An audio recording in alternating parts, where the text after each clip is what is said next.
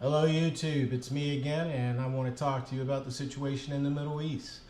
I'm going to present to you two theories. One is a geopolitical theory, and the second one is a metaphysical based theory.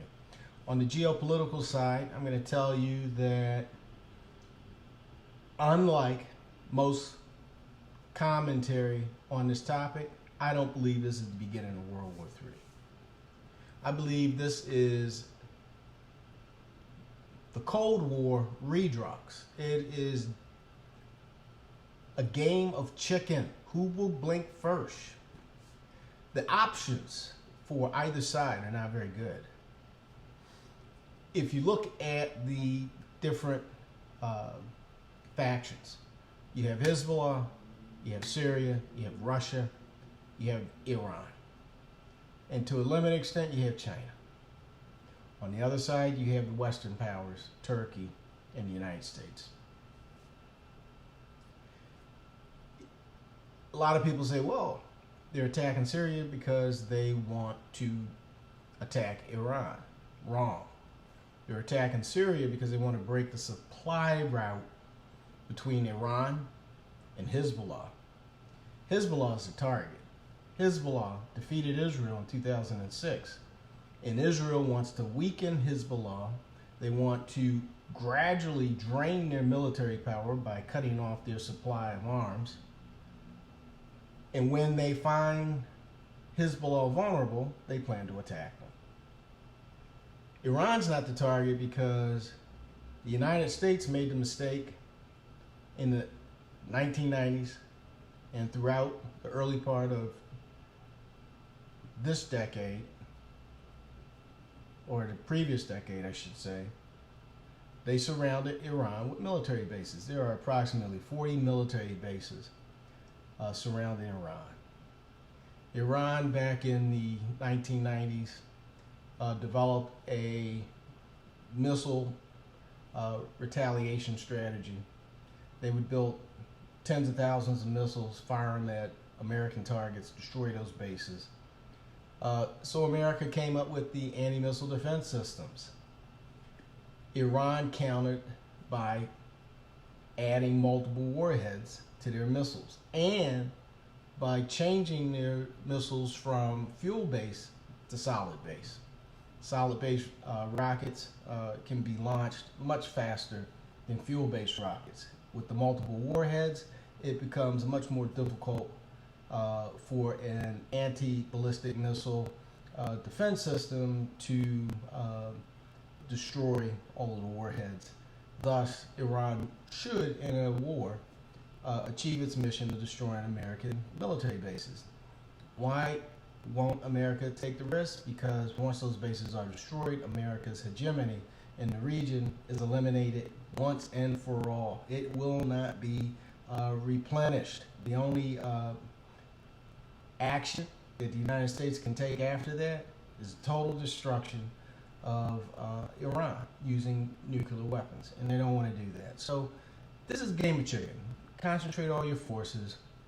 First one that blinks loses. They're going to try to extort a political solution. And when I say they, I mean the West, the United States, NATO. They want a political solution. Military solution's not feasible. They can't defeat the current forces with the Russian S-300s and S-400s in the area, along with Iran's missile strategy and Hezbollah's tactical capabilities on the ground. It's not a very pretty picture for Western military forces. See, you got to remember that we no longer live in an era where you can start a war and then bring in hundreds of thousands of reinforcements later. Satellite technology, missile technology, cruise missiles, ballistic missiles, etc. Take any large concentration of forces using whether it's air or rail or sea transportation, extremely vulnerable. So before those forces ever make it into the targeted area, they're going to be destroyed.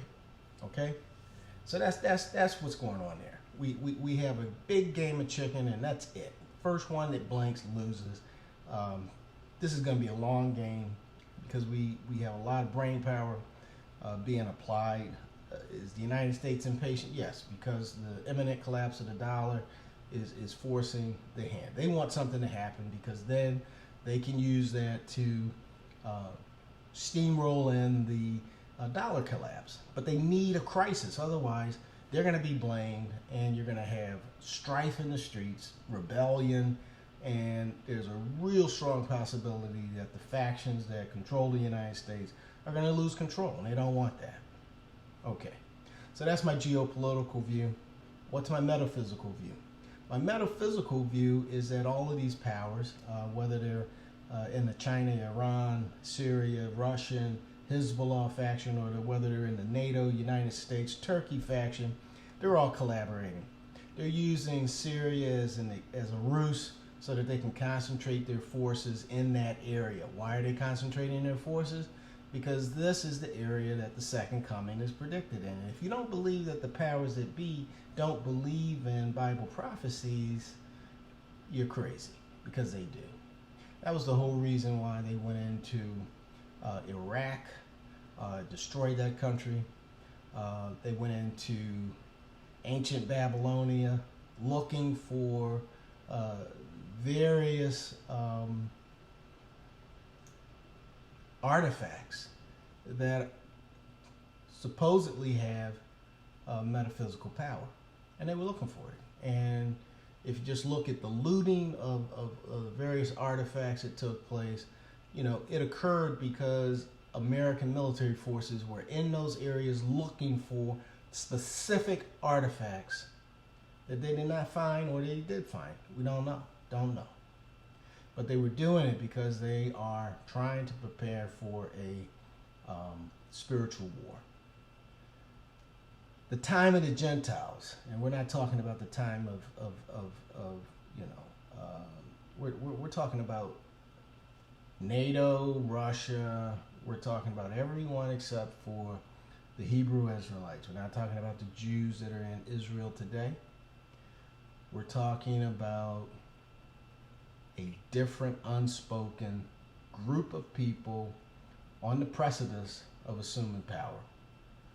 Time of the Gentiles, which is represented by Russia, the United States, China, is likely coming to an end.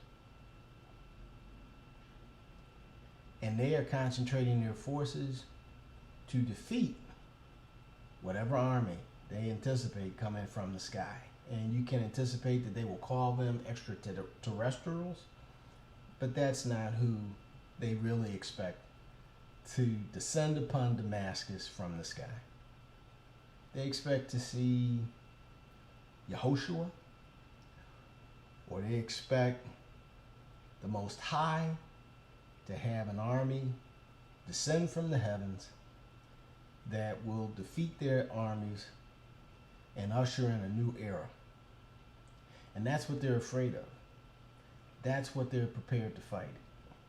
That's why they have this whole thing of a new world order being discussed over and over again, because they want to defeat the forces of the Most High, and they want to usher in a reign of a openly satanic government. No more pretense of all these other religions. They want to have a Lucifer worshiping religion in place, a Satan worshiping religion in place. They want to kill all those who want to continue worshiping the Most High and won't submit to their satanic government.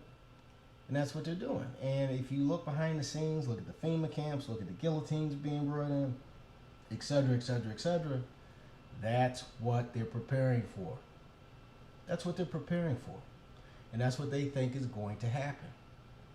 And they're all doing this because they don't want the emergence of a Hebrew Israelite-led world.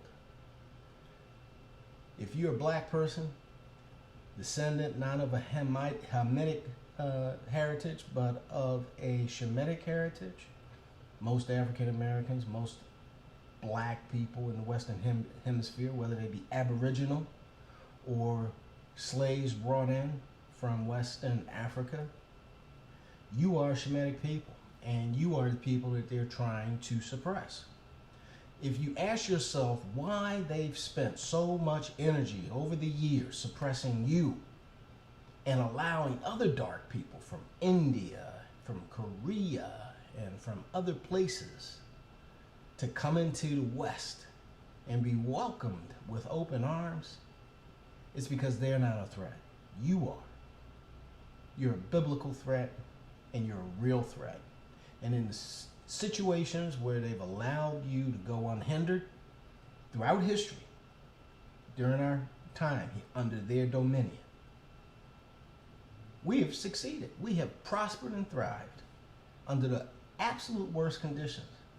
And they know if conditions are altered to favor us, there is no doubt that we will ascend into a position of great power. And they fear that. They fear retribution. They fear loss of status. They fear everything that you can imagine they would fear given the high position they currently hold in the world today. So that's my metaphysical view. I'm not getting into any particular chapters and verse of the Bible. Like I said in my earlier videos, I'm not there yet, but I've read enough to know that what I'm saying makes biblical sense. The specifics, I suggest you go and read it for yourself. As I become more astute and fluent, I will start to provide you with reference sources to make that whole process easier for you. Hope you enjoyed the video. Give me your feedback. Take care. Thanks again.